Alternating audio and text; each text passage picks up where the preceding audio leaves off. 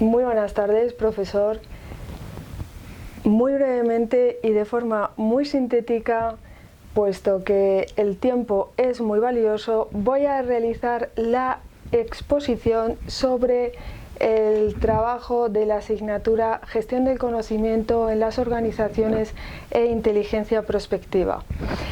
Este trabajo, como ya sabemos, está dividido en dos grandes partes. La primera parte está dedicada al estado de la cuestión y la segunda parte a un pequeño experimento sociológico sobre un aspecto muy concreto del tema del trabajo. ¿Y cuál es el tema del trabajo?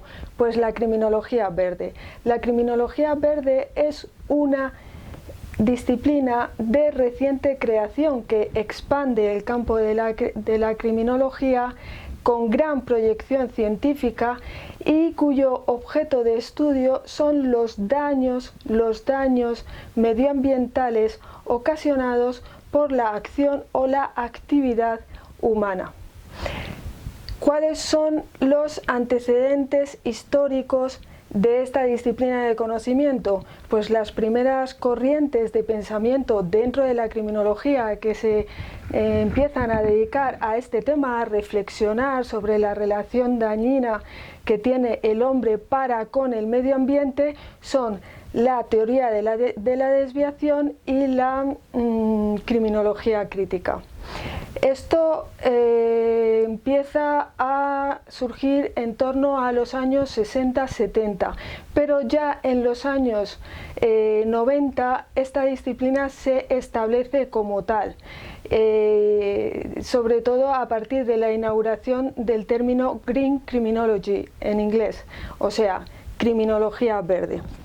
Bien, pues ¿cuáles son los objetos de estudio más importantes de esta disciplina? El cambio climático, que luego lo veremos, lo trataremos en más profundidad en la segunda parte, los alimentos y la agricultura, los desechos, el abuso a animales no humanos, o sea, ¿esto qué quiere decir? Que el marco de pensamiento, el marco teórico para el marco teórico de esta disciplina, los seres humanos también somos considerados como animales,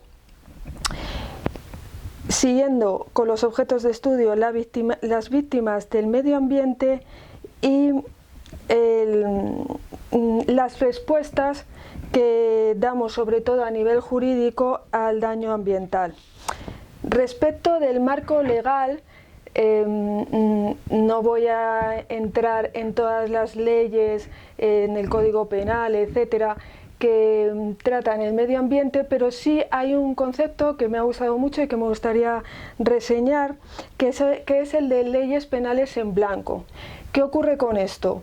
Pues este concepto los jueces se remiten a este concepto debido a que no existe un esquema punitivo específico para el medio ambiente. Entonces, a la hora de dictar sentencia, a la hora de establecer este marco, lo que hacen es recurrir a leyes o a normativa de tipo general.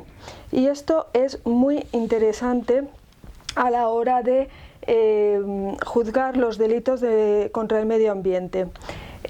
Hay otra parte del trabajo que viene a continuación, que está dedicado a los objetivos de desarrollo humano y que no vamos a tratar aquí, puesto que han sido ya tratados en profundidad en clase y no vamos a repetir información. Pero sí que me gustaría destacar dos cuestiones más de esta primera parte del trabajo. La primera dedicada a la inteligencia artificial. Ahora, como ya sabemos, la inteligencia artificial es un tema que está muy de moda. Sin embargo, de lo que no se habla es de la gran contaminación que crean los algoritmos de aprendizaje profundo, sobre todo a nivel en lo que es la generación de esta información. Cuando se ponen en marcha, son muy caros, muy costosos y generan muchísimo daño medioambiental. Y la segunda cuestión es, dentro de la victimología verde, el asunto de los asesinatos a los activistas políticos que defienden el medio ambiente. En los últimos 10 años han muerto 1.733 personas. El oficio de activista político ya de por sí es muy peligroso, pero dentro de esta peligrosidad los que digamos sufren más las consecuencias son los activistas dedicados a defender el medio ambiente de las grandes multinacionales.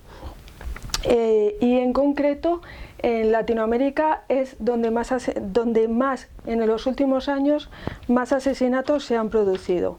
Bien, esto es la primera parte del trabajo. La segunda parte del trabajo está dedicada a la conspiración verde, así lo hemos llamado, conspiración verde en la Universidad Rey Juan Carlos. Lo que se pretende medir en este trabajo es cuánto ha calado la teoría de la conspiración contra el medio ambiente en lo que se pretendía, en principio medir era cuánto había calado la teoría de la conspiración en las creencias, en la forma de pensar de la sociedad. Sin embargo, al principio, como he dicho, teníamos pensado pues hacer una investigación más aleatoria, pero como estábamos recopilando, puesto que era solamente una sola persona la que recopilaba los datos y ahí iba a ser una muestra muy pequeña, se decidió restringir la muestra de la población a la Universidad Rey Juan Carlos para que las posibles conclusiones que se pudieran sacar fueran un poquito más representativas. Bien, entonces la parte del trabajo dedicada a la conspiración verde tiene a su vez una primera parte que está dedicada a un poco informar sobre el discurso de la conspiración y sobre la cultura de la conspiración, y luego ya una segunda parte donde ya entramos en materia del estudio realizado, del estudio basado, digamos, un estudio humilde, sin mayor trascendencia de carácter sociológico. Bien, la teoría de la conspiración o el movimiento conspiranoide, como sabemos, durante el siglo XX permaneció del lado del mundo outsider. Ha sido en el siglo XXI cuando ya ha explotado y se ha convertido en un tema pop. No es un movimiento que pueda, y esto a mí me parece muy relevante, que pueda adscribirse a una ideología de derechas o a una ideología de izquierdas. Es verdad que la lucha contra los poderes fácticos en principio surgía siempre de movimientos alternativos de la izquierda, pero esto no está pasando ya en el siglo XXI, donde el paradigma ideológico a nivel político se ha transformado bastante. Por tanto, podemos encontrar conspiranoides tanto en el mundo de la derecha alternativa, como en el mundo de la izquierda alternativa. El mundo académico se ha dedicado también en el siglo XXI a estudiar la teoría de la conspiración en términos empíricos, en términos formales, sociológicos, y digamos que el referente más importante es un estadounidense, un académico, un investigador estadounidense llamado Michael Barkun, que en el 2013 escribe un libro llamado La cultura de la conspiración. Y este autor define la conspiración de esta forma. La define como la creencia de que poderes o grupos ocultos vienen trabajando sin descanso a lo largo de la historia, pero sobre todo en el siglo XX y en tiempos recientes para destruir los cimientos de las sociedades, los países, el propio orden político internacional e incluso implantar una suerte de tiranía de dimensiones globales, maniobras ocultas como las operaciones de falsa bandera de los gobiernos, quienes se valen de sus servicios de inteligencia en la consecución de objetivos inconfesables. Así es como define este investigador la teoría de la conspiración. En términos generales, este investigador ha trabajado mucho con el FBI, por tanto se puede considerar que es una persona dentro del sistema, que analiza desde un punto de vista crítico el movimiento conspiranoico o conspiranoide. Para este investigador, y esto es muy interesante, existen una serie de requisitos que definirían todas las teorías de la conspiración.